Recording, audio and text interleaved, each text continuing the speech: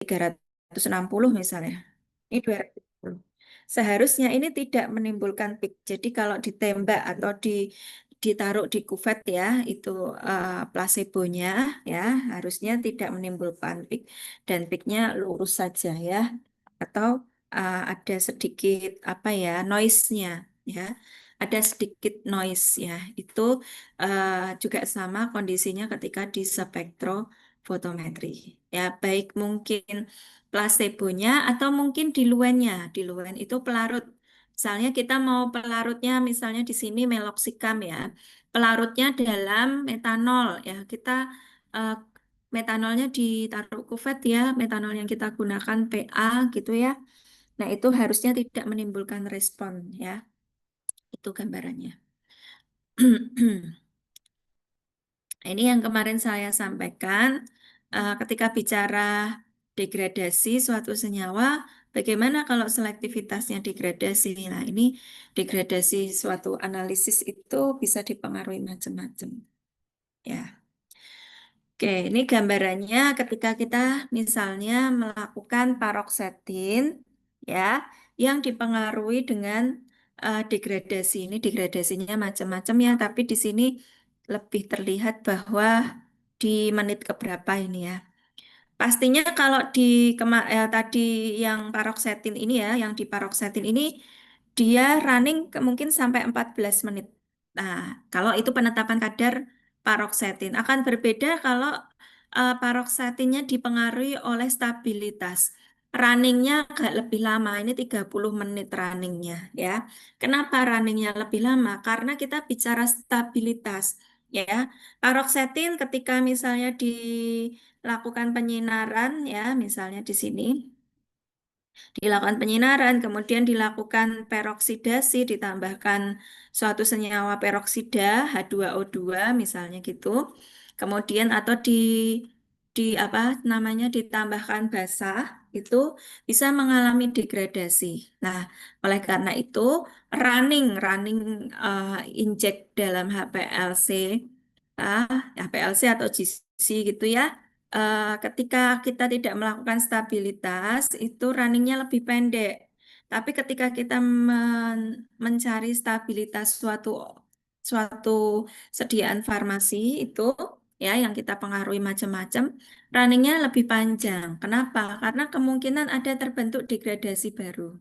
Ya, degradan di sini pada menit keberapa itu 21 atau 22 menit sekian yaitu bentuk degradasi. Nah, tapi untuk siapakah degradasinya itu kalau di HPLC tidak diketahui siapa senyawa yang dimaksud pada yang muncul pada menit ke 21 menit itu. Nah, oleh karena itu ketika Anda pengen mengetahui itu eh, pakai itu senyawanya apa, nah Anda bisa pakainya LC MSMS. Kenapa harusnya MSMS? Kalau MS itu eh, secara akurasinya, presisinya kurang ini ya dibanding LC-MS MS.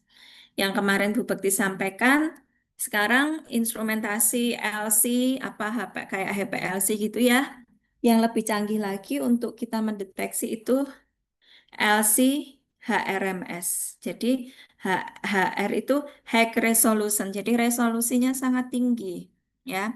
Itu. Jadi ketika Anda mau uji stabilitas, nah, muncul di HPLC dengan bentuk peak yang baru ya, degradasi yang baru itu Anda pengen tahu itu siapakah? Nah, itu Anda harus lakukan LC-MS MS. Itu gambarannya. Nah, ini contoh ketika hasil degradasi itu dipengaruhi, misalnya tadi ada paroksetin dengan H2O2 ya, peroksidasi ya. Ini ditambahi H2O2 pada suhu 80. Jadi tabletnya, suatu tablet, ini tablet ditambah H2O2 ya, yang mana H2O2 ketika itu sudah direaksikan dan direaksikannya pada suhu 80 derajat. Kenapa pada 80 derajat ini berarti suhunya tinggi? Menyebabkan ini aja sudah teroksidasi dengan adanya pemanasan 80 derajat Celcius, semakin dia teroksidasi. Itu gambarannya. Ya. Kemudian parameter berikutnya adalah linearitas. Saya yakin teman-teman di sini nanti ketika tesis pun akan menggunakan eh, linearitas ya. Apalagi kalau Anda sampelnya adalah selain tablet ya. Kalau mungkin seperti penetapan kadar ya, jadi kita ketahui ya kemarin ya ada perhitungan dengan apa namanya single point calibration, single atau multiple point calibration. Nah, ini kalau single berarti absorben sampel, absorben baku kalau konsentrasi baku. Tapi kalau multiple kita menggunakan regresi linear, di mana persamaannya adalah Y sama dengan BX plus A. Nah, apa itu linearitas? Linearitas adalah kemampuan suatu metode untuk menunjukkan hubungan secara langsung, ya, hubungan secara langsung dengan jadi secara langsung antara respon detektor dengan konsentrasi analit. Jadi, kalau konsentrasi analitnya tinggi, maka respon detektornya harusnya tinggi. Seperti pada gambar di sebelah ini, ya. Jadi, ketika kita menggunakan linearitas, minimal adalah 5 titik konsentrasi. Itu minimal 5 titik. Tapi besok kalau Anda tesis, jangan 5 titik, ya. Minimal 7 titik. Kenapa? Untuk mendapat 7 itu belum tentu hasil linearnya bagus. Maksudnya untuk mendapat 5 itu hasil linearitasnya belum tentu bagus. Oleh karena itu Anda ambil 7 titik supaya hasil linearnya bagus. Anda mungkin ada yang direduksi di konsentrasi akhir atau konsentrasi yang atas. Nah, ini gambarannya jadi ketika kita bicara linearitas ya, kita bicara persamaan kurva ya, di mana ketika kita bicara linearitas ya, ditunjukkan adanya koefisien korelasi ya. Koefisien korelasi lebih dari sama dengan 0,999. Ya, jadi 9-nya ada 3. Kalau itu Anda menggunakan analisis obat gitu ya. Tapi kalau mungkin Anda menggunakan analisis obat dalam sediaan plasma, itu akan agak sulit ya. R-nya 0,99 ini kalau analisis dalam bioanalisis. Tapi kalau penetapan kadar obat ya sediaan farmasi, Anda pakainya regresi linear, maksudnya korelasi ya, koefisien korelasi itu 0,9-nya 3 kali. Jadi jangan terkecoh, ada R kuadrat, ada R ya. Nah, kalau R kuadrat ini disebut koefisien determinasi. Kalau R saja itu disebut koefisien korelasi. Ya, ketika misalnya Anda diketahui R kuadrat sama dengan 0,998. Oleh karena itu, Anda harus cari R-nya dulu. Ya, Anda cari R-nya dulu. R-nya adalah 0,999. Untuk menjadi R berarti di akar. 0,998 itu di akar. Nah, ini ya. Nah, idealnya ketika kita bicara regresi linear itu persamaan garis melewati 0,0 ya. Idealnya melewati 0,0 supaya dapat persamaan ini. Ya. Ini gambarannya misalnya persamaan. Jadi persamaan garis itu kalau kita bicara regresi linear, garisnya harus lurus ya, jangan titik-titik ya. Jadi bukan garis yang menghubungkan, misalnya ini ya. Misalnya garis yang menghubungkan. Mana tadi? Ya. Misalnya garis yang menghubungkan seperti ini.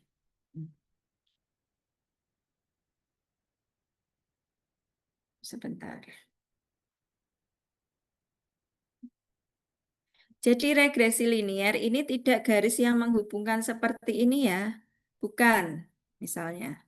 Tapi regresi linear itu harusnya garis lurus ya, bukan garis titik-titik. Oke.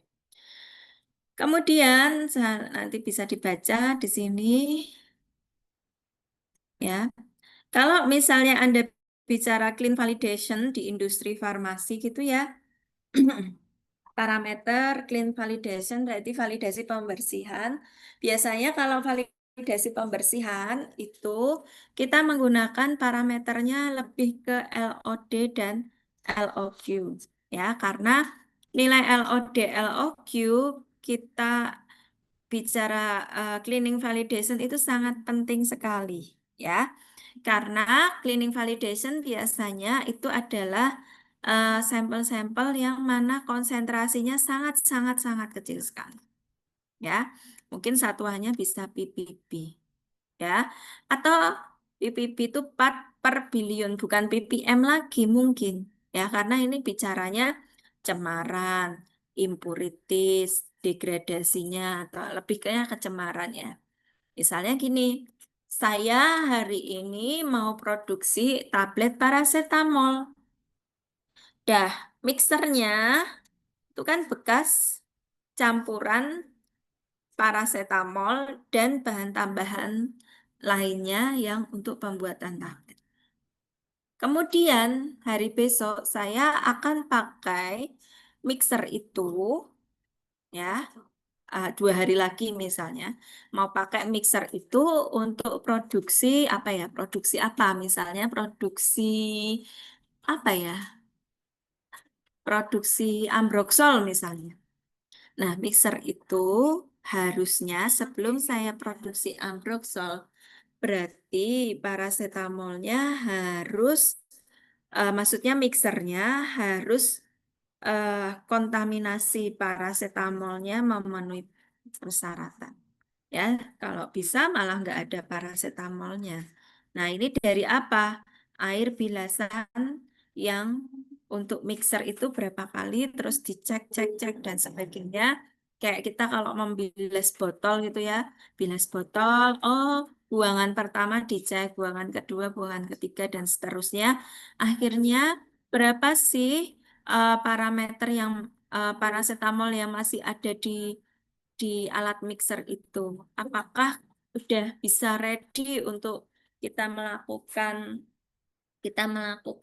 produksi ambroxol, misalnya seperti itu. Nah, ketika oh kontaminasinya paracetamol di dalam mixer itu sudah satuannya sekian ppb misalnya. Oh, berarti sudah aman ya, kita bisa produksi ambroxol. Ya, itu ya yang dilakukan adalah parameter validasi, cleaning validation itu adalah parameter LOD LOG. Nanti parameter LOD LOG kita lihat. Nah, parameter berikutnya adalah akurasi. Akurasi itu dinyatakan dalam perolehan kembali, persen recovery. Ya, saya yakin Anda sudah sering menggunakan persen recovery. Contoh gini, saya mau membuat 500 ppm, 500 ppm. Karena hasil penimbangannya tidak persis ya, tidak persis misalnya nimbangnya 100 miligram dalam 50 mili. Ini kan dapatnya 500 ppm. Nah, akhirnya saya misalnya nimbangnya 101 ya. Saya nimbangnya 101 miligram. Misalnya saya nimbangnya 101, loh, ini gimana?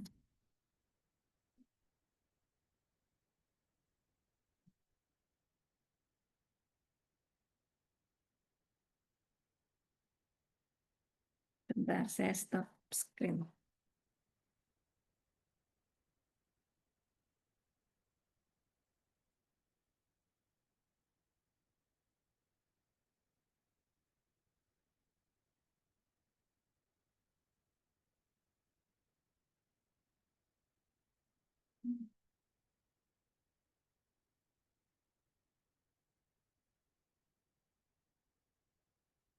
Apakah share-nya sudah, PPT-nya masih kelihatan?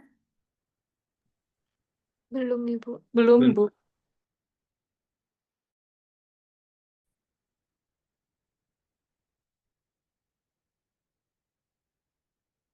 Oke, jadi kita bicara akurasi. Parameter berikutnya adalah akurasi. Tadi ya contohnya, semisalnya saya itu menimbang 500, sorry, katakan 50 miligram dalam 50 mili. Didapat adalah 1000 ppm. Ya, tetapi ternyata saya nimbangnya 51 miligram. Ya, 51 miligram at 50 mili. Maka saya dapatnya 105 ppm. Mungkin 105 ya, atau 102 nih. Nah, berarti parameter recovery-nya ini ya 102 ya. Saya dapatnya 102 per 100 kali 100%. Jadi 102%. Lah, apakah memenuhi syarat seperti itu? Nah, jadi masih memenuhi syarat. Misalnya, saya harusnya dapat 1000 ppm, itu 100%-nya. Tapi ternyata saya dapatnya 1002 ppm. Oh, ternyata 102%-nya, misalnya saja. Ya.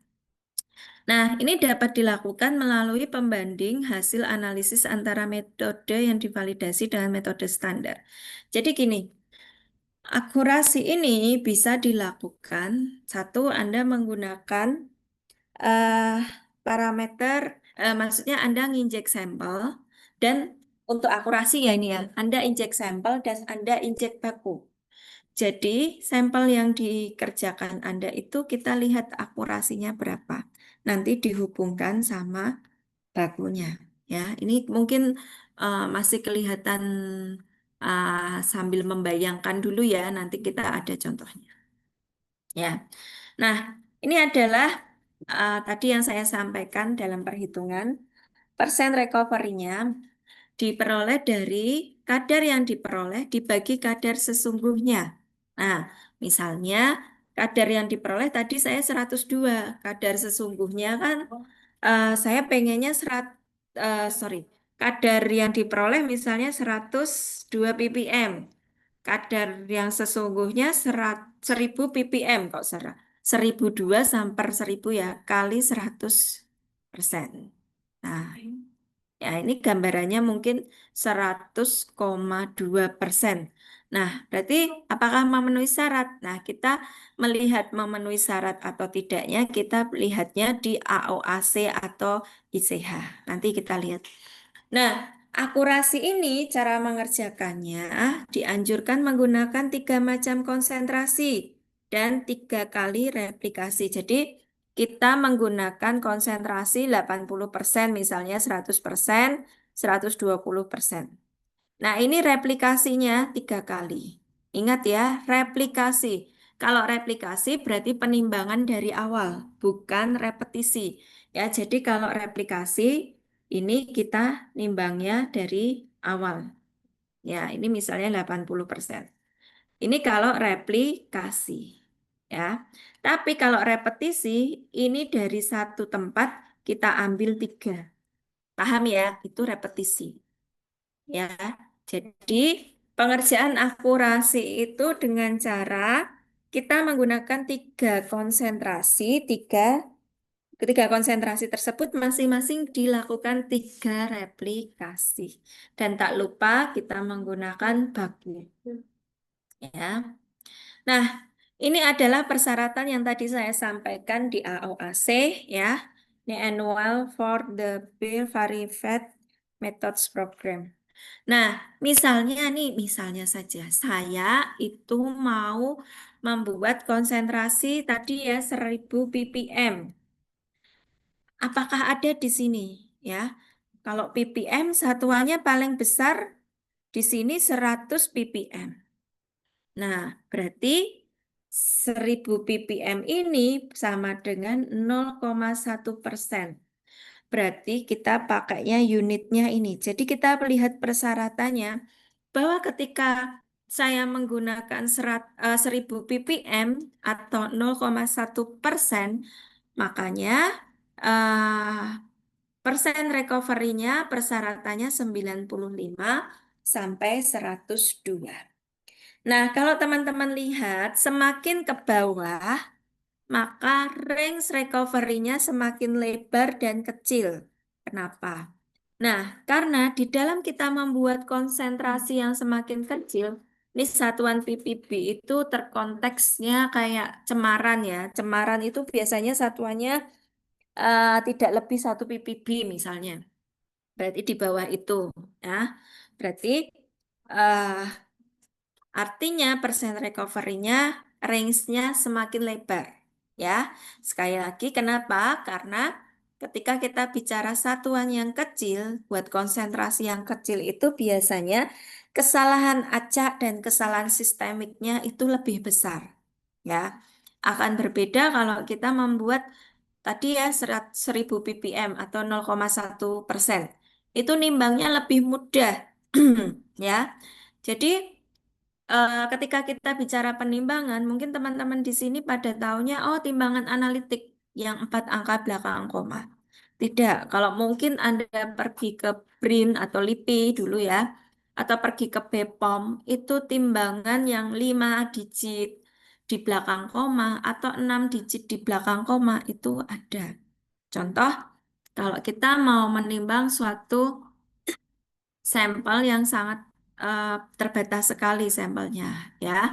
Misalnya kita nimbang baku yang harganya mahal tuh baku pembanding ya, kita cukup menimbang misalnya 1 miligram ya. Kita berarti tidak bisa pakai timbangan analitik ya.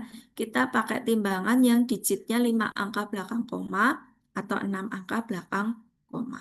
Ya, jadi nanti disesuaikan tergantung penimbangan itu kapasitas penimbangan. Itu ketika kita bicara akurasi, sebentar. Mbak Yuli udah diperintah.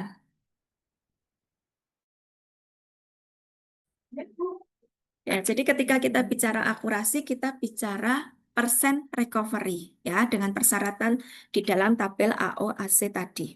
Ya. Kemudian parameter berikutnya adalah presisi. Apa itu presisi? Kemarin Anda lihat ya anak panah ya, ya. Presisi itu ketelitian, ya. Jadi ketika Anda nembak di anak panah yang tengah, 66-nya, itu Anda teliti. Apalagi itu 66-nya di tengah berarti juga akurasinya tinggi. Ya, kemarin ya. Nah, apa itu presisi? Presisi itu kedekatan dari suatu seri pengukuran yang diperoleh dari sampel yang homogen. Nah, presisi itu parameternya presisi kita bicara persen RSD.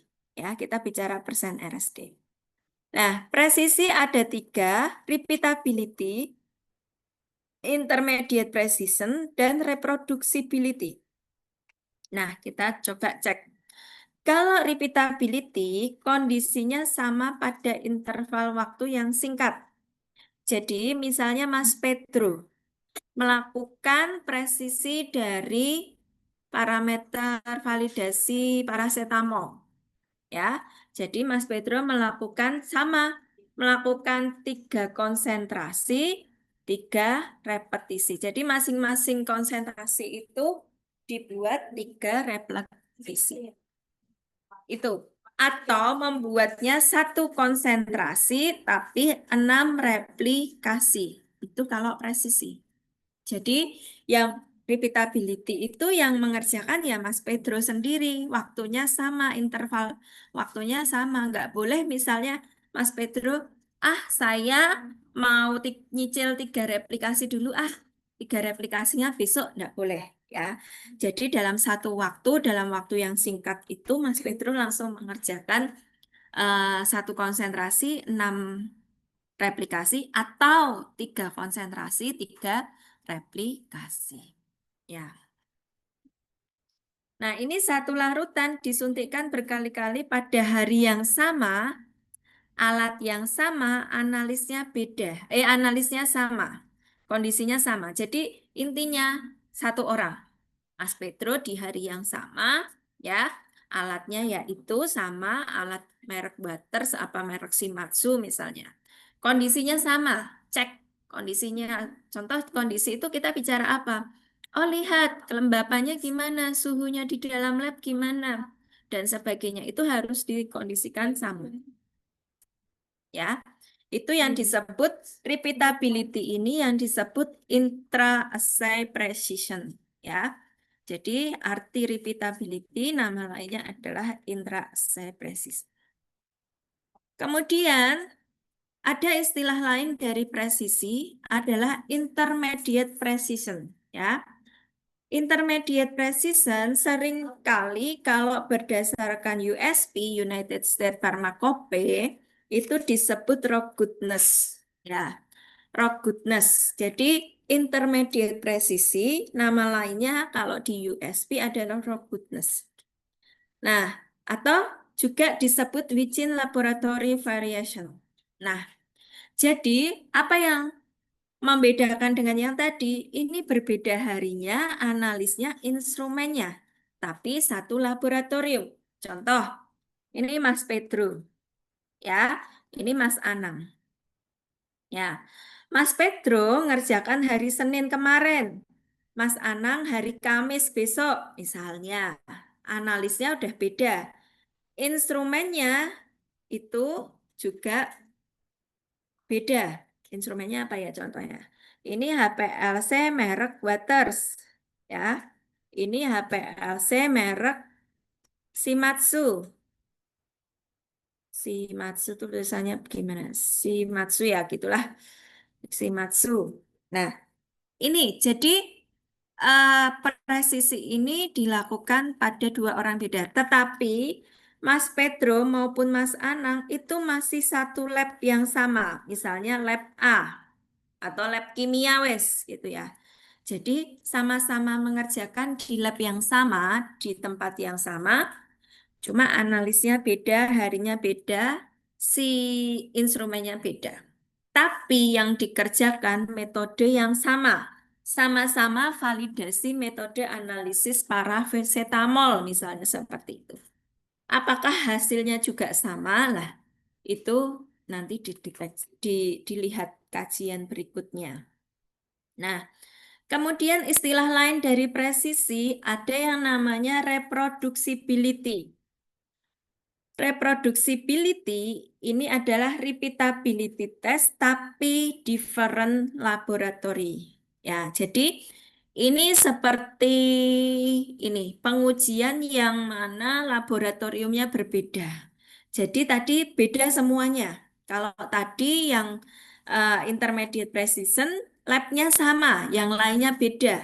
Tapi kalau ini tadi Mas Pedro, Mas Anang ini beda, ini beda, ini beda, ini beda, ini beda. Lah ini labnya lab kimia A ya, Mas Anang lab kimia B. Atau Mas Pedro di sana di apa Mas Maluku atau mana Mas? Ya. Timur Leste. Oh ya Timur Leste. Apa Timur Leste ya? Oke, di Timur Leste Mas Anang di Stifar, tapi mengerjakan metode yang sama. Apakah ada perbedaan? Ini yang disebut uji banding laboratorium. Ya, jadi kadang ketika kita mau bicara uji profisiensi tes, mungkin Bu Eti sudah sampai belum, saya nggak tahu. Ya, uji profisiensi tes itu uji banding antar laboratorium. Ya, jadi kayak kita membandingkan yang kemarin saya sampaikan ya dengan nama misalnya promotor saya yang di nama apa Prof Abdul. Beliau punya dioksan, ya analisis dioksan. Ketika dia mau mendaftarkan, ketika beliau mau mendaftarkan dioksan itu analisis dioksan eh apa di skala internasional ya di ISO itu beliau harus melakukan uji banding laboratorium. Tidak hanya uji banding antar Indonesia dengan Indonesia, lab di Indonesia, tapi uji banding laboratorium itu Indonesia dengan New Zealand misalnya, atau Indonesia ada New Zealand, ada Spanyol, ada Jerman, atau Australia dan sebagainya. Nah, itu namanya uji yang bagaimana kita menggunakan istilah reproducibility. Jadi semuanya beda, termasuk apa namanya, termasuk laboratoriumnya tempatnya beda, ya. Tapi pasti ada kondisi yang pasti berbeda. Contohnya begini. Nah, itu harus dikondisikan sama, yang penting. Contohnya gini, kalau di Eropa suhunya itu katakanlah suhunya sekitar 15 derajat atau berapalah ya, intinya tidak seperti di Indonesia. Berarti kondisi di Indonesia pun dalam pengujian dioksan itu harus labnya juga dikondisikan AC-nya maksudnya ya, dikondisikan pada suhu yang sama di Jerman. Jadi semuanya disamakan. Ya, kita lihat suhu yang paling rendah itu siapa. Nanti kalau suhu yang paling rendah itu siapa, berarti yang lain juga mengikuti. Efeknya misalnya di AC harus dikecilkan. Jadi dikondisikan pada kondisi yang sama. Jadi itu namanya uji produksi reproducibility. Ya tadi jadi presisi ada tiga kategori ya, repeatability ya yang disebut intraday analysis atau intraday assay. Ya kemudian yang kedua adalah intermediate precision atau di dalam USP disebut robustness. Ya kemudian yang ketiga adalah reproducibility. Ya itu. Nah, tadi yang saya sampaikan uji presisi bisa dilakukan tiga konsentrasi, tiga replikasi, atau satu konsentrasi tapi 6 replikasi. Nah, kriterianya adalah persen RSD, ya. Tapi persen RSD-nya kita lihat. Nah, berdasarkan AOAC, jadi AOAC ini standar internasional ya, bukan nasional ya. Jadi semua parameter yang tadi pengujian baik di Spanyol, di Jerman, Australia, New Zealand ya, di Indonesia itu harus sama parameter yang dipakai ya. Jadi misalnya dioksan tadi ya, misalnya kita pakai membuat konsentrasinya 10 ppb ya, misalnya satuan konsentrasinya 10, 15, 20 berarti itu masuknya masih satuan ppb. Berarti persen RSD-nya sekitar 21%. Nah, sama dengan apa perolehan kembali, semakin dia konsentrasinya kecil, maka persen RSD-nya semakin besar. Karena sekali lagi mendapat konsentrasi kecil atau bekerja pada kondisi yang mana konsentrasinya sangat rendah itu kesalahan acak dan kesalahan sistemiknya lebih besar. Ya, oleh karena itu penyimpangannya lebih ini ya, lebih lebar. Siap, Mas. Ya, oke. Jadi ini syarat syarat tadi presisi bisa dilihat juga di kurva Horwitz dengan rumus seperti ini ya. Ini rumusnya nanti bisa Anda cek, tapi biasanya yang sering digunakan itu AOAC. Kalau tabel kurva Horwitz dengan rumus ini itu bisa digunakan, ini persyaratan dari ICH, International Chemistry Harmonization. Jadi itu juga syarat internasional. Ya. Bagaimana dengan validasi metode pada cleaning validation? Ya, ini metode analisis hendaknya jadi eh, jadi ketika kita bicara cleaning validation atau validasi pembersihan pun juga perlu dilakukan validasi. Karena apa? Karena kita bicara cleaning validation itu bicara residu, cemaran atau residu ya. Cemarannya misalnya di dalam mixer tadi ya, mixernya kan besar sekali ya. Mixer kalau cemaran berarti apa? Cemaran PB-nya. Nanti berarti kita validasi validasi cemaran PB misalnya seperti itu. Atau residunya, residu itu masih ada nggak paracetamolnya tadi? Nah itu residunya berapa ya? Biasanya kalau kita bicara kontaminasi, tak lepas kita bicara kromatografi. Kalau kita menggunakan metode yang lain, misalnya menggunakan kalau cleaning validation itu kan air ya yang dicek ya. Air contoh salah satunya air yang dicek. Kita bisa menggunakan metode yang lain. Ini metode air itu TOC, pH, konduktivitas, kemudian spektro juga bisa, tapi agak susah ya kalau kalau cemarannya sangat kecil sekali, jadi kurang reproducible nanti hasilnya. Kemudian pakai ELISA. Kalau ELISA lebih lebih kecil, maksudnya lebih sensitif dibanding spektrofotometri, tapi pengerjaannya agak susah. Ya, jadi kalau kita bicara cleaning validation, beberapa parameter ini yang harus dikerjakan, tetapi terutama ada LOD dan LOQ-nya. Ya, presisi linearitas itu biasalah gitu ya, tapi harus ada LOD, LOQ. Oke, sekarang kita bicara LOD, LOQ atau disebut batas deteksi. Jadi batas deteksi itu ada dua, ya. Ketika kita bicara batas deteksi, kita bicara sensitivitas, ya. Kalau yang pertama tadi adalah selektivitas ya, bukan selektivitas atau spesifisitas. Yang pertama parameter validasi yang pertama. Yang kedua linearitas, ketiga akurasi, empat presisi. Lah ini kita bicara selanjutnya adalah batas deteksi atau kita bicara sensitivitas. Coba Mbak Mutia. Mbak Mutia, Bu Bekti mau tanya. Gambar apa itu Mbak Mutia? Apakah Mbak Mutia masih jelas? Yang di gambarnya Bu Bekti, gambar apa Mbak Mutia? Tidak dengar suara saya Mbak Mutia? Mbak Vina?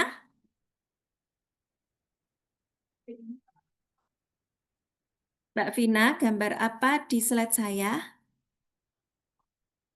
Mas Darmika, gambar apa di slide saya Mas Darmika? Bunga, dua kelopak Bunga? bunga warna putih, Bunga apa Mas?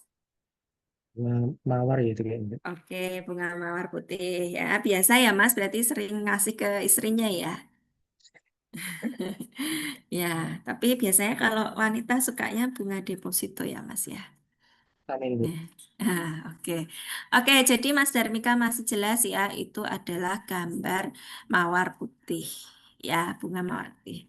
Mbak Laili, apakah masih jelas ini gambar apa yang ini terakhir? Mbak Laili, ini gambar apa? Masih sama Bu, mawar putih, cuman lebih kecil. Oke, Mas Tri Abu, masih jelas ini gambar apa Mas Tri Abu? Masih Ibu mawar putih. Oke. Mbak Rahmini, masih jelas ini gambar apa? Masih, Bu, tapi semakin kecil. Oke. Mbak Mutia, apakah jelas ini gambar apa? Yang paling akhir Bu cukup kecil. Oke, Mbak Mutiara, masih jelas ini gambar apa, Mbak Mutiara? Masih tahu ini gambar mawar merah? Masih masih jelas, Mbak Mutiara? Berarti tidak terlalu jelas, Bu. Apakah itu jelas itu gambar mawar kalau Mbak Mutiara tidak melihat gambar sebelumnya? Oh, tidak sih, Bu. Ya, ya, ini yang dimaksud batas deteksi atau kita bicara sensitivitas. Mungkin Mas Darmika di bagian ini sudah nggak kelihatan. Misalnya saja loh, ya. Nah, istilahnya gini, matanya Mas Darmika itu kan detektor, ya, detektor, mendeteksi.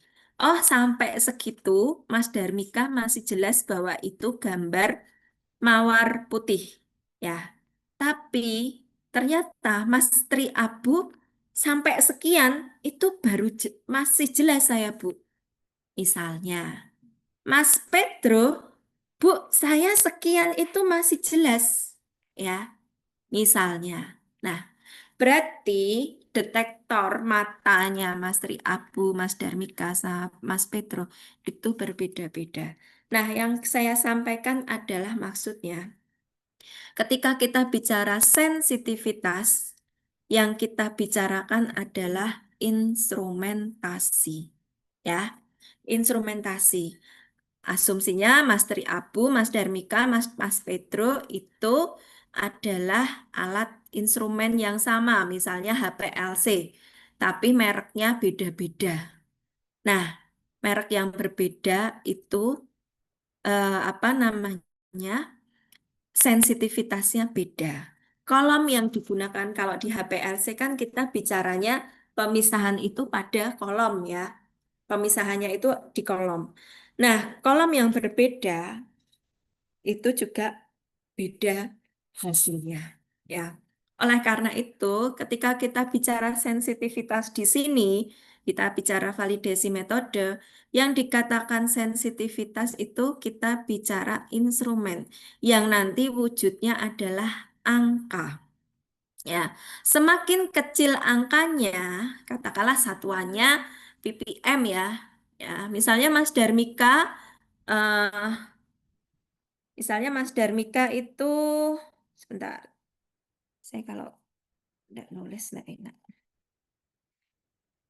Nah, tadi. Misalnya Mas Darmika, ya, alat. Ini Mas Darmika tuh alat ya. Oh, satuannya bisa mendeteksi ini. Ya. Kemudian Mas Pedro bisa mendeteksi misalnya 0,05 ppm. Ya. Mas Triabu mendeteksinya 0, berapa ya? 0, berapa? 0,115 ppm misalnya. Nah, berarti yang paling kecil ini tadi seharusnya Mas Pedro yang di sini ya. Ini Pedro ini 0,01 misalnya. Berarti yang paling kecil deteksinya adalah Mas Pedro. Ya, artinya Mas Pedro itu memiliki sensitivitas yang lebih tinggi dibanding Mas Darmika dan Mas Abu. Itu gambarannya. Nah, itu digambarkan pada batas deteksi. Nah, batas deteksi itu yang disebut LOD, Limit of Detection. Ya, Limit of Detection artinya konsentrasi terendah analit dalam sampel yang masih dapat dideteksi. Jadi katakanlah Mas Pedro itu masih bisa mendeteksi ini, bahwa ini gambar warna, gambar apa tadi ya, warna merah putih, masih bisa dideteksi. Tapi belum tentu secara kuantitatif Mas Pedro bisa, secara kuantitatif bisa di batas ini. Tapi ini LOD-nya Mas Pedro, ini mungkin LOQ-nya Mas Pedro. Jadi kalau batas deteksi, Mas Pedro masih bisa tuh mendeteksi paling rendah, tapi tidak akurat dan tidak presisi. Ya, dan signal of noise-nya 10 banding 1. Sorry, yang ini. Signal of noise-nya 10 banding 1 ya, benar 10 banding 1. Itu ini yang deteksinya 3 banding 1, sedangkan kuantitatifnya 10 banding 1. Ini gambarannya. Jadi kalau kita di HPLC, ini kan bentuk noise-nya tuh ini loh. Noise tuh kayak rumput gitu ya, tapi sinyalnya tegas. Ya, mungkin ini sinyalnya 10 banding, ini noise-nya 1, ini tingginya 10 misalnya. Ini noise-nya 1, tingginya ini 3, ya, atau 2 atau 3. Itu yang disebut bahwa LOD, LOQ itu memiliki, dia bisa mendeteksi yang kecil kalau itu LOD. Tapi kalau LOQ itu bicaranya mendeteksi yang paling kecil tetapi, pakai tetapi ya, masih bisa akurat dan masih bisa presisi. Nah, akurat dan presisi itu dihubungkan gini contohnya. Misalnya ya, saya dapat nilai LOD saya 0,05 ppm. Ya, ini LOD. Tapi untuk LOQ-nya tidak 0,05. misalnya justru 0,5 ppm. Nah, artinya ketika saya kemarin masih ingat anak panah gitu ya, anak panah, ketika saya membuat 0,05 ppm, ya misalnya 5 atau 6 replikasi, itu nyebarnya macam-macam, titiknya macam-macam di sini. Paham ya? Tetapi kalau 0,5 itu batas kuantifikasi, titiknya ya harus akurat dan harus presisi. Titiknya di sini di tengah. Paham ya? Jadi ketika saya menggunakan atau membuat larutan 0,5 ppm, maka itu batas di mana batas yang terkecil yang masih bisa dideteksi tapi presisi dan akurat. Ya, jadi kalau saya tembakkan 0,5 itu datanya presisi dan akurat. Tapi kalau LOD saya nembak di 0,05 itu bisa kedeteksi tapi tidak harus presisi, tidak harus akurat. Paham ya di situ? Mungkin ada pertanyaan dulu? Mungkin ada pertanyaan dulu?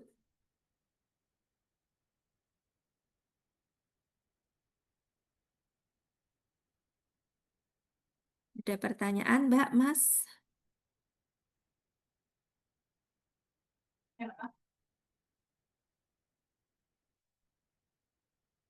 Belum, Bu. Belum? Apakah paham?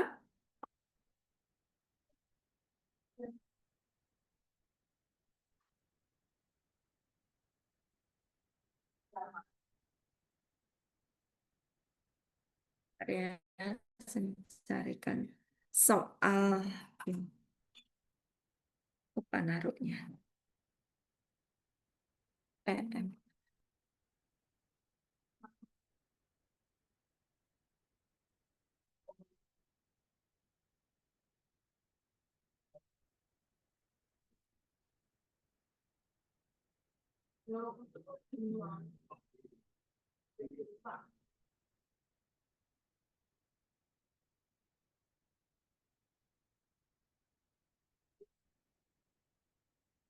Ada pertanyaan?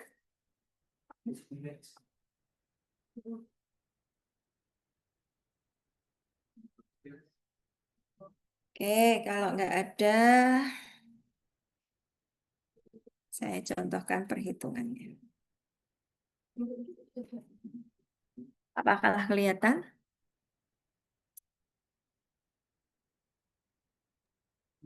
Kelihatan, Bu. Ya, terima kasih. Nah, ini saya contohkan penelitian mahasiswa skripsi ya. Ini nggak apa-apa contohnya mahasiswa skripsi ya, karena eh, hitungannya biar saya ini karena bimbingan saya jadi saya hitungannya masih paham, masih ingat ya. Oke, ketika kita bicara validasi metode analisis, yang utama pertama kali ya, ini gambarannya gini. Oh, saya mau melakukan validasi metode. Berarti ketika melakukan validasi adalah pengembangan metode di mana metode itu eh, tidak ada di baku standar atau di metode standar maksudnya. Tidak ada di metode standar. Yang disebut metode standar itu metode yang dari kompendia. Ya, maksudnya ketika kita mau melakukan validasi metode, kita cek apakah di kompendia itu ada. Kalau saya validasi metode paracetamol, pasti di kompendia ada. Ya, dan itu pelarutnya juga mudah gitu ya. Tapi misalnya saya melakukannya katakanlah levofloxacin. Saya belum cek kalau zaman mahasiswa skripsi ini mahasiswanya menggunakan USP ya, karena di Farmakope tidak ada ya. Ini mahasiswa skripsi tahun 2000 sebelum COVID ya. Jadi waktu itu menggunakan USP. Oh, di USP perlu pengembangan. Ya, maksudnya ada metode tapi dia ada metode levofloxacin, penetapan kadar levofloxacin di United States Pak Makope. Nah, kemudian dia pengen melakukan pengembangan. Ya, dia melakukan pengembangan dengan metode yang ini. Ya, ya, hati Mas. Nah, oleh karena itu, Sekali lagi, kalau tidak adopt dari kompendia, maka disebut validasi. Tapi kalau adopt dari kompendia, cukup melakukan verifikasi. Paham ya? Oke, setelah itu, setelah saya melakukan pengembangan di kompendia nggak ada, selain di kompendia cari di jurnal-jurnal penelitian, jurnal A, B, C, D, E, F, G, dan Z misalnya gitu ya. Kita lihat, kemudian kita modifikasi ya, modifikasi beberapa jurnal yang sudah ada ya, ternyata perlu dimodifikasi misalnya gitu. Nah, dari hasil modifikasi, nah modifikasi itu perlu dilakukan di laboratorium dengan cara apa? Dengan cara optimasi. Nah, katakanlah apa saja yang dioptimasi, fase geraknya coba dicek. Misalnya pakai buffer, pH-nya berapa, dirubah-rubah dari pH sekian, sekian, sekian, sekian, laju alirnya dirubah, bla bla bla. Itu namanya optimasi. Nah, dari optimasi kemudian dilakukan, sepertinya saya mau melakukan sudah mendapatkan optimal, sepertinya saya sudah mendapatkan kondisi optimal seperti ini dengan syarat tadi ya kalau HPLC maka nilai resolusinya lebih dari 1,5 ya, telling faktornya tidak lebih dari 2 dan sebagainya. Nah, itu sudah memenuhi, katakanlah seperti itu. Akhirnya dilakukan uji kesesuaian sistem. Uji kesesuaian sistem ini untuk menentukan kondisi apakah sistem di dalam kromatografi itu berjalan dengan baik gitu ya, sesuai kondisi. Nah, ini yang dilakukan katakanlah sudah optimasi ya, langsung aja ini yang dilakukan oleh mahasiswa uji kesesuaian sistem. Di dalam uji kesesuaian sistem ya, ini hasil dari HPLC ya, dia melakukan menggunakan levofloxacin. Nah, uji kesesuaian sistem ini dia melakukan satu konsentrasi 6 replikasi ya, di mana waktu retensinya dicatat, areanya dicatat, plate-nya dicatat. Kemudian didapat rata-ratanya ini pakai Excel atau menggunakan kalkulator. Besok ujian Anda hitungan seperti ini ya. Ya. Nah, karena uji kesesuaian sistem, jadi rata-rata SD dan persen RSD-nya diketahui. Maksudnya ini dicari ya. Sebenarnya ini nggak ada. Nah, ini dicari rata-rata SD persen RSD. Tahu ya teman-teman di sini kalau cara pakai kalkulator SD persen RSD tahu ya? Oke. Nah, ini tadi kondisi kromatografinya, dia pakai fase gerak ini, laju alir ini, detektornya ini, kolomnya ini. Ini contohnya yang mana dia sebelumnya sudah optimasi, didapatkan keputusan bahwa hasil optimalnya yang ini. Ya. Kemudian, dia mau melakukan validasi. Sebelum dilakukan validasi, dia cek dulu, harus cek panjang gelombang levofloxacin. Pasti Anda tahu bahwa ketika menentukan panjang gelombang levofloxacin, pastinya pakai baku pembanding. Ya, baku sekunder, baku pembanding maksudnya ya. Harus punya baku pembanding Farmakope Indonesia. Ya. Nah, baku pembanding Farmakope Indonesia, katakanlah mau baku pembanding Farmakope Indonesia atau yang kemarin yang non kompendia atau baku pembanding yang kompendia dari USP ya, monggo gitu ya. Nah, dibuat konsentrasi tertentu ya, yang jelas nanti di scanning di spektro panjang gelombang tertentu. Panjang gelombang berapa hasilnya? Nah, dah. Gambarannya seperti itu. Nah, sebelumnya dia cari dulu. Karena di USB dia tidak menemukan A1% 1 sentinya, dia mau membuat konsentrasi ini berarti A1% 1 sentinya sekian. Sehingga dia nilai epsilonnya sekian. Oh, berarti si sampelnya bisa dideteksi dengan dengan detektor UV atau detektor PDA juga bisa karena nilai epsilonnya lebih dari 1.000 ya, jadi bisa dideteksi. Langsung aja masuk ke uji selektivitas ya. Uji selektivitas ini dia membuat penimbangan baku levofloxacin 500 ppm. Ya, kemudian dia membuat matrik yang jelas, matrik levofloxacin. Matrik kalau ada levofloxacinnya berarti muncul peaknya, ya. Tapi kalau hanya placebonya tidak muncul peaknya. Sebentar, kok saya tidak ada gambarnya, nanti Anda tambah nggak jelas nanti. Saya lupa naruhnya di mana. Ciprofloxacin. Coba.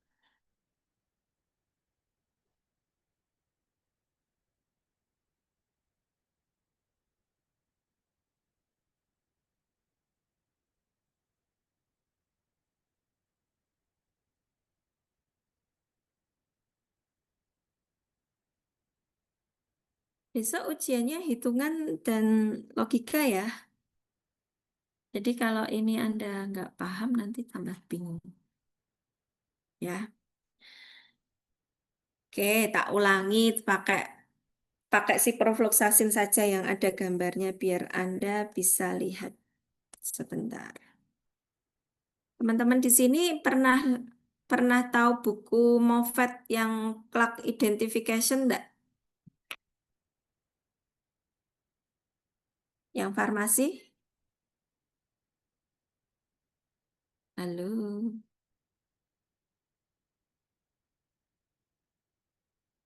Halo. Yang farmasi? Mas Pedro? Belum tahu. Mas Pedro dari farmasi kan? Iya, Ibu. Pernah lihat buku ini? Sebentar. Ya, jadi kalau tidak apa namanya? Kalau online itu bicara hitungan kok saya agak gimana, tidak bisa orek-orek.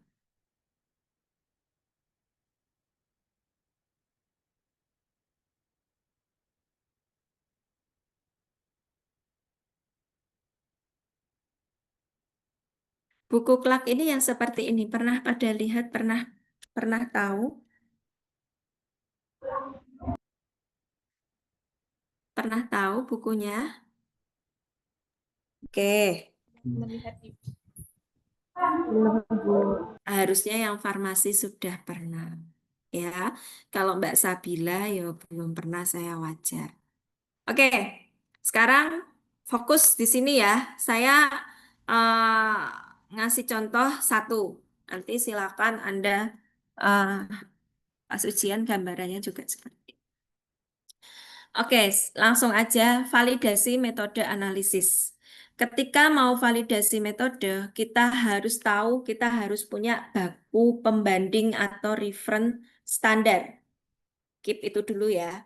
Nah, ini kita menggunakan ciprofloxacin. Jadi, harus punya baku pembanding ciprofloxacin. Belinya di mana? Silakan beli di BPOM kalau Anda pakai BPFI. Nah, kemudian setelah dapat bakunya, Anda cari di buku Clark ya, buku Clark ya, kaitan ciprofloxacin ya. Sekali lagi, kalau Anda mau berkenalan dengan ciprofloxacin, jadi Anda harus mengenal dulu siapa itu ciprofloxacin ya. Contoh strukturnya bagaimana ya, dia kelarutannya bagaimana. Nah, ini ada salah satunya di Clark. Tadi mana nih? Mana tadi? Kok hilang?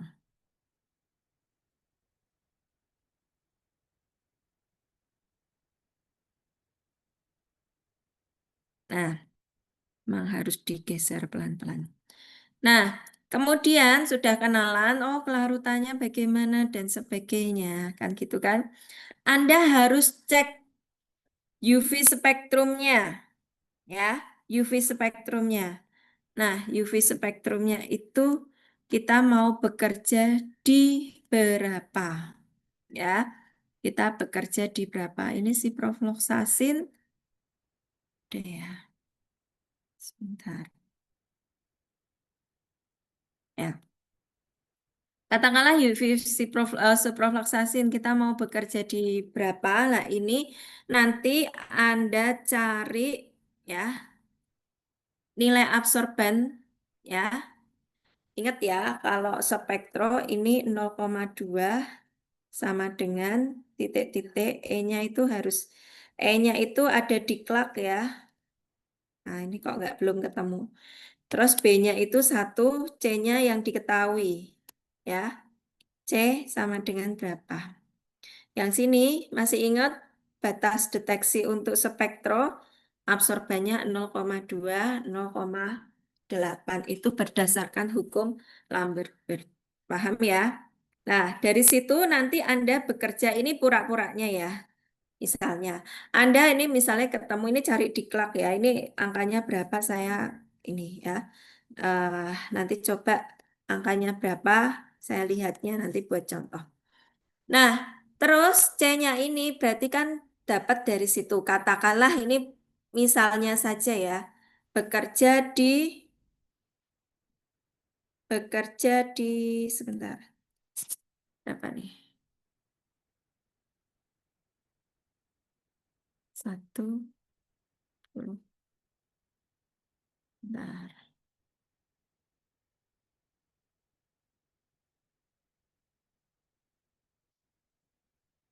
Ya, terus terang saya bingung nih nerangkan kalau online kayak gini. Ya, oke, katakanlah bekerja di, nanti lihat ya, katakanlah 50 atau 10 sampai 200 misalnya. Satuannya ppm. Ini misalnya saja. Nah, sudah. Nah, kemudian dilakukan uji kesesuaian sistem. Ini uji kesesuaian sistem itu adalah hasil dari optimasi, ya.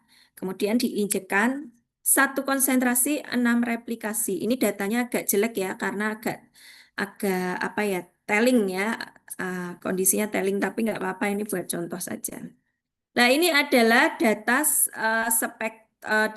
HPLC berdasarkan uji kesesuaian sistem, ya, uji kesesuaian sistem. Nah, yang saya sampaikan tadi, misalnya resolusi, resolusi lebih besar sama dengan 1,5.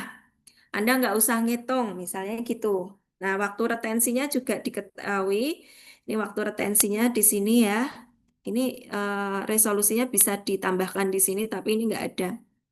Tapi ini kenapa nggak ada? Karena peaknya hanya 1, ya karena senyawanya tunggal. Kalau mungkin senyawanya kafein dan vitamin B1 misalnya seperti itu, ya Anda nambahi data pakai komputerized dengan resolusi.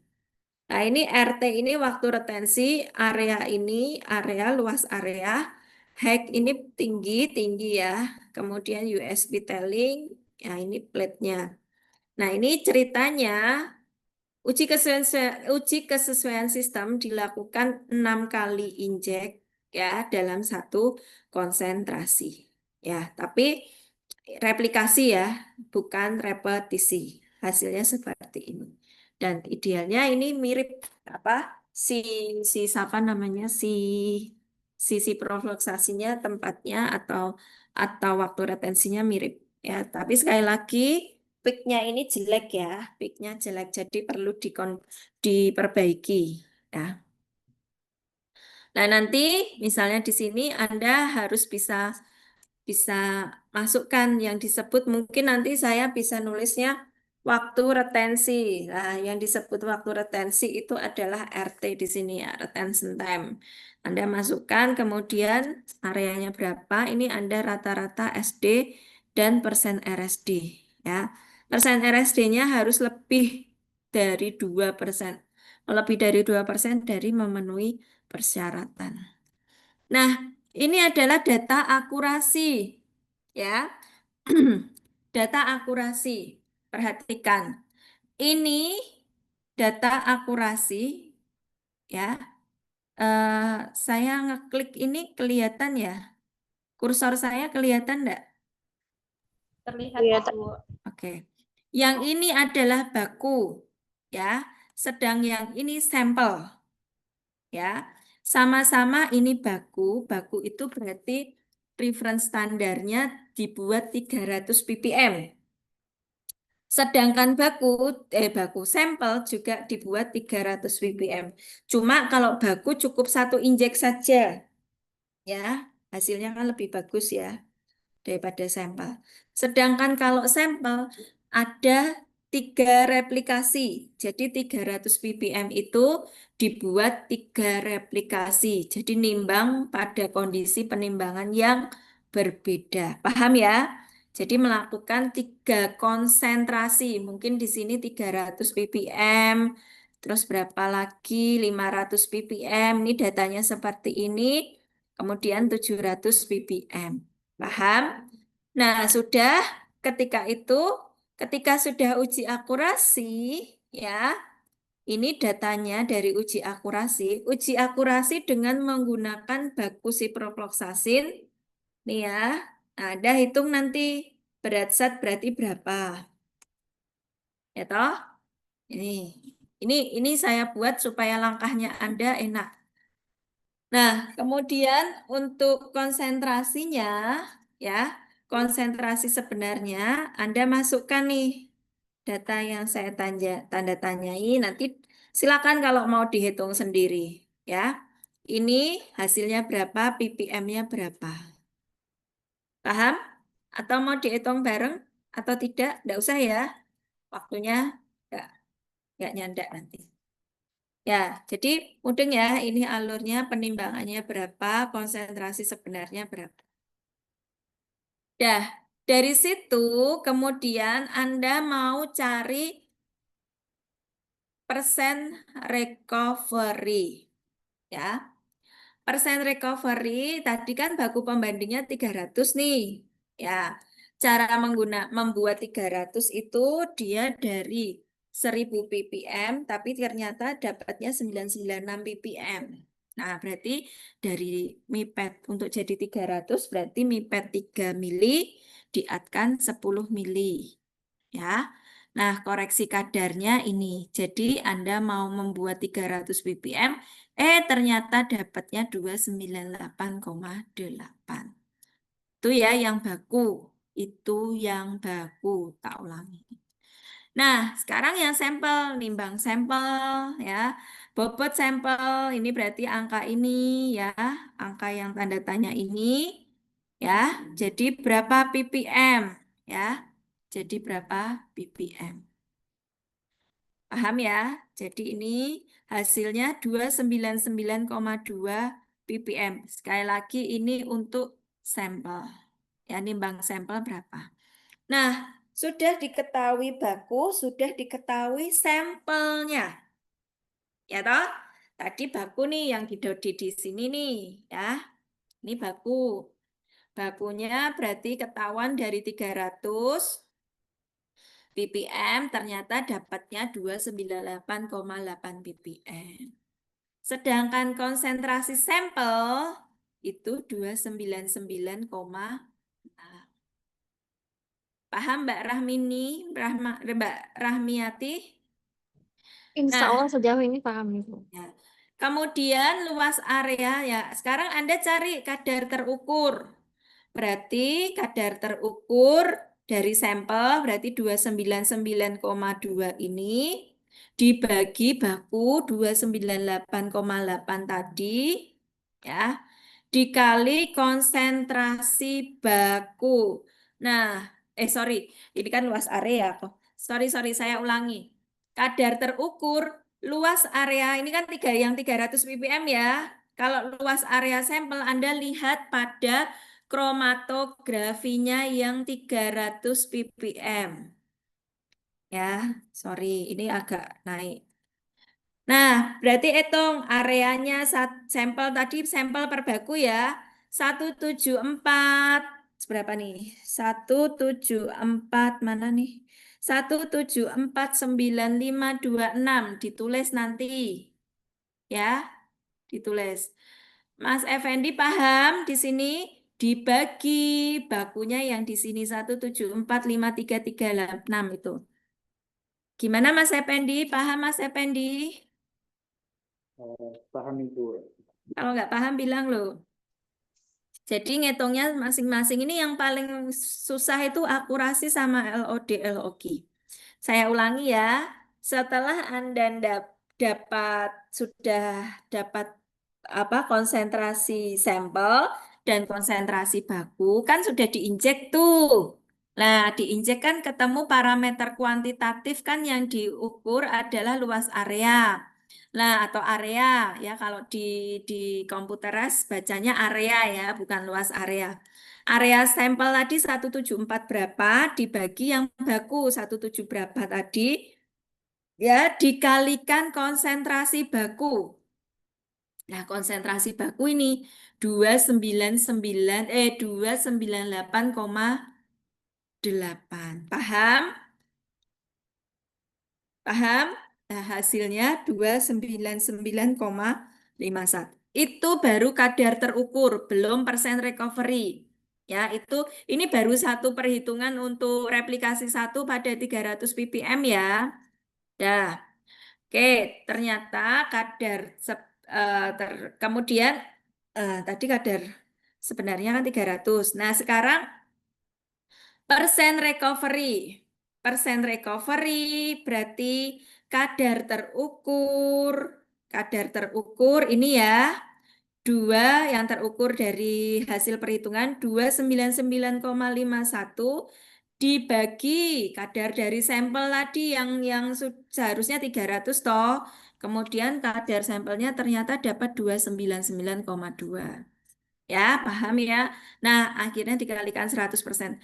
100% ini tergantung ya, tidak harus 100% ya. Kalau misalnya diketahui kadar baku pembanding itu misalnya 99,2%, berarti teman-teman harusnya pakai 99,2%. Tapi kalau tidak diketahui, Anda pakainya 100%. Kan kita beli reference standar tuh. Reference standar kan tidak selalu, kalau 100% itu yang pakai USP, Compendia ya. Yang tidak perlu dikarakterisasi kan USP. Tapi biasanya kalau non kompendia punyanya Sigma atau Fluka atau merek itu tuh biasanya konsentrasinya tidak 100% murni ya. Atau yang BPFI konsentrasinya 99,5 atau 0,2 atau apa atau berapa. Jadi kalau tidak diketahui di soal Anda pakainya 100%. Ya, tapi kalau diketahui di soal reference standarnya konsentrasi sekian, berarti Anda kalikan sesuai konsentrasi. Nah, ini hasilnya 100,10. Ini baru satu replikasi, satu konsentrasi. Nah, nanti Anda hitung semua 3 konsentrasi, 3 replikasi. Nah, kemudian dari 300 itu di rata-rata hasilnya berapa? Yang 500 di rata-rata berapa? Yang 700 di rata-rata berapa? Paham ya? Gitu nggih. Nah, ini gambarannya kalau kita bicara akurasi. Nah, kemudian dari situ katakanlah dilihat dari persyaratannya tadi. Persyaratan yang AOAC tadi yang untuk akurasi. Kan tadi kan satuannya ratusan, berarti tadi kan satuannya 300, 500, sama 700, berarti pakainya unitnya yang ratusan ppm. Maka persen recovery-nya, range-nya harusnya 90 sampai 107. Nah, tadi hasilnya itu berapa? 101 kalau tidak salah. Jadi memenuhi syarat ya. Tapi ini hasil dari rata-rata 3 replikasi ya, bukan satu replikasi ya, memenuhi syarat seperti itu. Satu parameter pun yang tidak memenuhi syarat berarti diulang lagi dari awal ya. Perhitungannya atau larutan bakunya diulangi dari awal atau mungkin ada kesalahan apa dari awal. Paham dari situ nggih? Itu yang akurasi. Kalau presisi gampang lagi. Ini data presisi. Data presisi sama dia mengerjakan 3 konsentrasi, 3 replikasi dari baku. Kalau akurasi baku dan sampel. Kalau presisi baku aja cukup ya. Atau 1 kali 6 replikasi. 1 konsentrasi, 6 replikasi. Kalau ini kebanyakan nih. 3 ini yang 6. ya dan sebagainya. Ini yang 500 tuh 6. Ya dia cari aman nih, nggak tahu nih.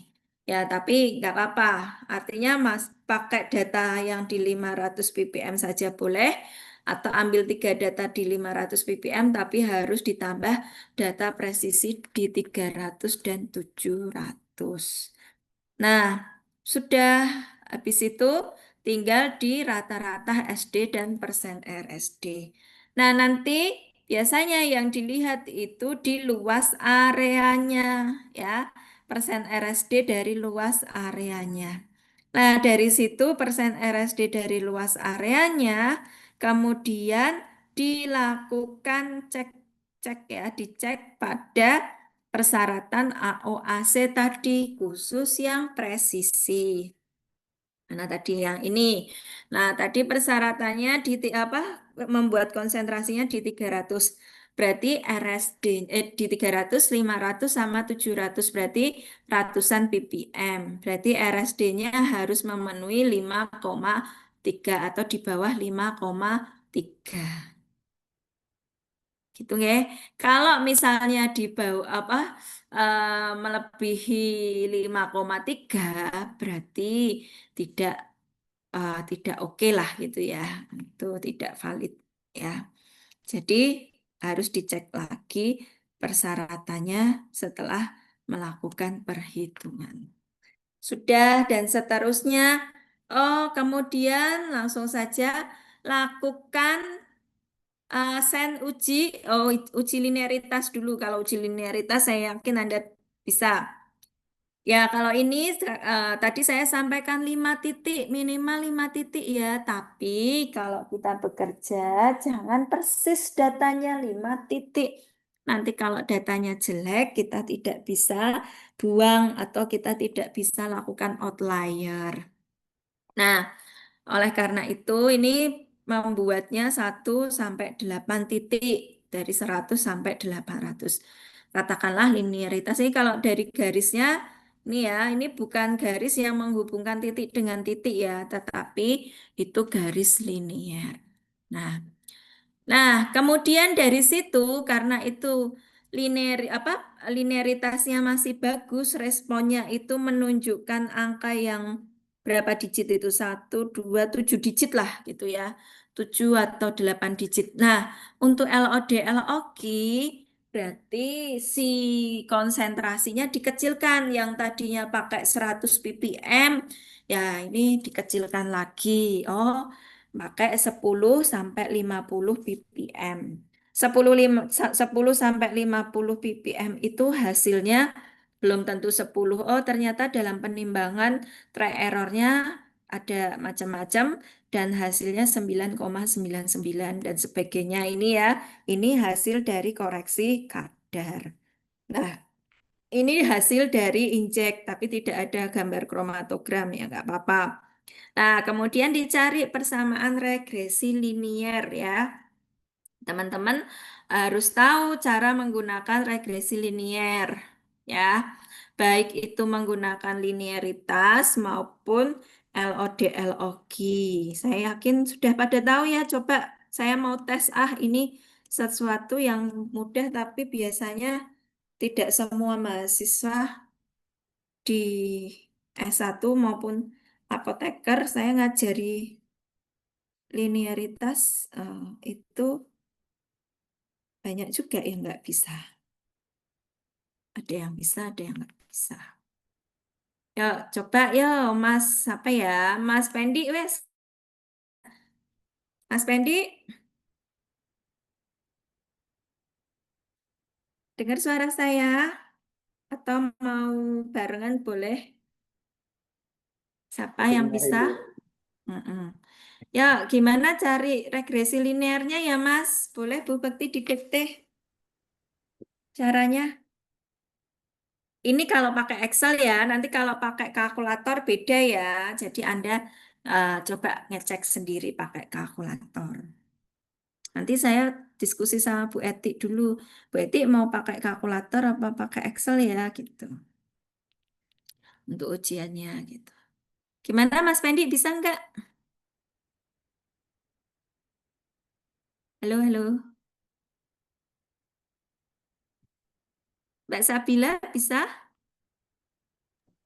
Pernah, Bu, tapi lupa saya caranya, Bu. Oh Mohon ya. maaf. Mbak Anggi, Mas Nugraha, ingat? Lupa Ibu. Mbak Vina, Mas Nugraha, Mbak Clarissa, Mbak Maria mana Mbak Maria? Mbak Maria. Tadi pas di awal Mbak Maria ada.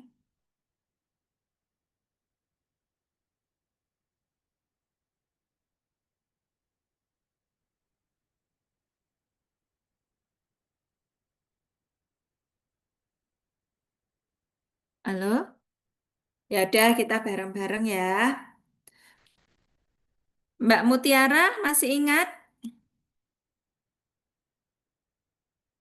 Mbak Mutiara? Mas Darmika masih ingat?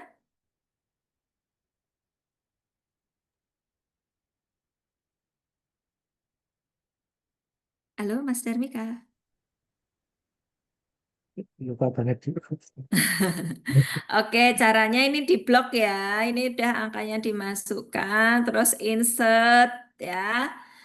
Terus pokoknya saya ngeklik aja ya. Terus ini scatter. Nah, ini ini adalah titiknya, baru titiknya ya, belum linearitas. Nah, berarti kita harus cari garis linearitas. Untuk cari garis linearitas boleh pakai add treat line ini atau pakai quick layout. Kalau mau pakai cepat quick layout bisa. Terus cari yang ini ya, yang ada fx-nya ya. Ini. Nah, ketemulah persamaan regresi linier dan R kuadrat. Ingat tadi Mas Darmika, R kuadrat artinya apa, Mas? Nah, ini garisnya masih titik-titik nih, nggak boleh, harus garisnya lurus. Nah, jadi cari di sini yang garis lurus, klik ya. Apa itu R kuadrat, Mas? R kuadrat, tadi bedanya R sama R kuadrat apa? Simbol apa? Kalau di linearitas yang dicari itu R, ya. R sama dengan SQRT dari 0,999. Nah, berarti nilai R-nya itu adalah R sama dengan 0,999. 4 angka belakang koma saja. Paham ya? Jadi kalau R kuadrat itu koefisien determinasi. Kalau R itu koefisien korelasi. Nah, koefisien korelasi ini yang diharapkan. Jadi R kuadrat untuk jadi R itu di akar ya. Kalau pakai EXOR rumusnya SQRT. Paham teman-teman di sini? Ya, ini yang disebut garis regresi, garis linear. Nanti aksisnya sumbu X itu nanti ditulis area.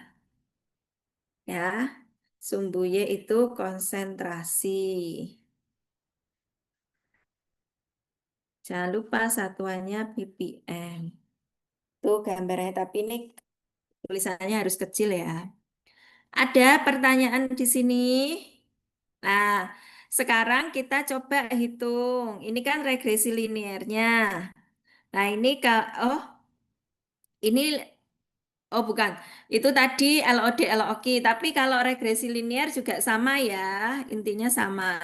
Nah, ini saya masuk LOD LOQ ya. Jadi persamaan Y sama dengan BX plus A-nya ini. Kemudian nanti kalau LOD LOQ Anda hitung. Y hitungnya di sini berarti masukkan karena sudah ketemu areanya di sini ya, sudah ketemu areanya. Ini agak panjang nih. Area, tadi area itu sumbu X apa Y? X, Bu. Yang sumbu Y apa tadi, Mas Tri Abu? Konsentrasi, Bu. Yang sumbu Y, Y itu yang ke atas. Yang ke atas area, Bu. Area. Nah, yang di sini yang ditanya adalah Y hitung. Berarti dikali 9,99. Paham? Yang ditanyakan Y hitung. Berarti persamaannya dikembalikan lagi. 18. Jadi kan yang ditanya Y nih, Y hitung. Dikali konsentrasi. Konsentrasinya yang ini. Ya. Terus ditambah ini. Jadi hasilnya berapa? Itu ya. Kemudian kalau Y, main Y hitung. Berarti ini ya, data ini, sorry, data ini dikurangi data Y hitung berarti yang saya tanda tanya ini hasilnya berapa. Terus ini Y kuadrat hasil dari ini, dari yang ini sebentar ini berarti y z z aja ya z. Ini berarti hasil z dikuadratkan. Paham? Nah, nanti dikuadratkan tuh pangkat 2 ya. Di pangkat 2. Nanti yang khusus y men y hitung kuadrat ini nanti ditotal. Hasil penotalannya nanti kita cari slope-nya. Slope sama dengan akar dari ini, yang kuning ini, dibagi N min 2. N itu jumlah konsentrasi. Jumlahnya ini kan 5, berarti 5 kurangi 2, berarti 3. Dah ketemu berapa? Kemudian untuk menentukan LOD LOQ 3 kali slope dibagi B. B-nya ini yang tadi nih loh. B itu yang ini 18 kan BX plus A ya. Nih dibagi itu. Nah, nanti ketemu nilainya berapa, LOQ-nya nilainya berapa. Nilai LOQ biasanya nilainya lebih tinggi daripada nilai LOD karena nilai LOD itu batas deteksi yang tidak presisi dan akurasi, sedangkan LOQ yang harus presisi dan akurasi. Ada pertanyaan? Gimana teman-teman? Ada pertanyaan? Mbak Sabila senyum-senyum. Agak pusing Ibu. Ya, nanti dikerjakan sendiri. Saya kasih latihan tadi ya, supaya Anda buat gambaran besok dipresentasikan salah satu. Itu atau mau dikasih 2 contoh? Nanti silakan siapa yang mau presentasi A, siapa yang presentasi B. Gitu. Gitu. Nanti yang presentasi pakai acak ya. Apa sih kayak kalau saya nggak, kalau mahasiswa S1 tuh pinter yang maju presentasi kelompok berapa itu kayak arisan tuh loh. Spinner. Saya nggak pernah pakai gitu. Nah, spinner. Nanti pas hari hanya Anda yang spinner siapa yang maju presentasi gitu ya. Nanti saya kasih contoh 2 soal ya. Nah, bisa hari kapan kita ini kuliah lagi? Saya sudah ditagih soal soalnya. Kalau udah ditagih soal itu agak loh, perasaan masih berapa pertemuan kok udah ditagih gitu ya. Jadi kayak berlari. Gimana hari apa? Kalau bisa minggu depan 2 kali. Gitu. Hari Rabu lagi tidak apa-apa Ibu. Rabu sama. Ya, nanti diskusikan Mbak Sabila ya. Oke, saya dokumentasikan dulu, saya foto dulu. Oke, ada pertanyaan? Ibu izin bertanya untuk soalnya kan ada 2 ya Bu berarti. Ya, Nanti untuk pembagian soalnya bagaimana Ibu? ya monggo terserah Mbak Sabila yang atur aja ya. Oke, baik Mau Ibu. dibagi dua atau terserah siapa yang mau ngerjakan yang mana atau siapa yang mau ngerjakan semua ya beneran. Semakin latihan soal, semakin bagus. Terus terang toh, ini tuh kalau S2 dua kali berturut-turut itu yang ngajar Bu Eti, TMA. Nah, Bu Eti, ini nih, ternyata baru jujur kemarin, ya makanya Bu beneran saya yang validasi, bukan yang saya di akhir, bukan saya yang di awal.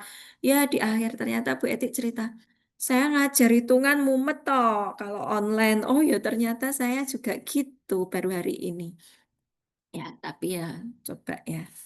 Ya soalnya beda kalau kita ngobrol langsung sama ini ya. Tapi semoga dengan latihan soal nanti teman-teman bisa. Oke, gitu nggih. Saya akhiri untuk hari ini.